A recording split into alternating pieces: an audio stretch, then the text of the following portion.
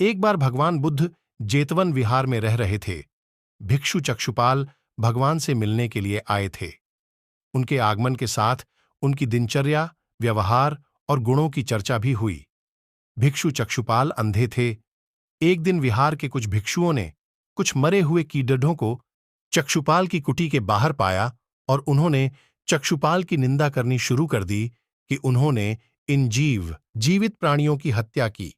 भगवान बुद्ध ने निंदा कर रहे उन भिक्षुओं को बुलाया और पूछा कि क्या तुमने भिक्षु को कीड़े मारते हुए देखा है? उन्होंने उत्तर दिया, नहीं।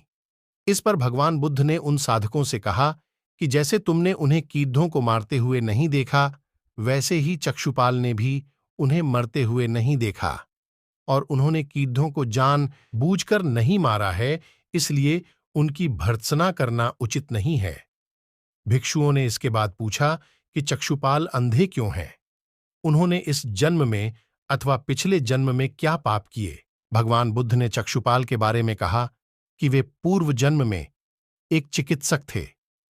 एक अंधी स्त्री ने उनसे वादा किया था कि यदि वे उसकी आंखें ठीक कर देंगे तो वह और उसका परिवार उनके दास बन जाएंगे।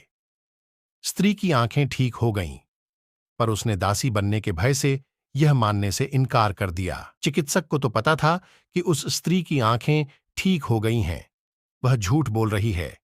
उसे सबक सिखाने के लिए या बदला लेने के लिए चक्षुपाल ने दूसरी दवा दी। उस दवा से महिला फिर अंधी हो गई। वह कितना ही रोई पीटी, लेकिन चक्षुपाल जरा भी नहीं पसीजा।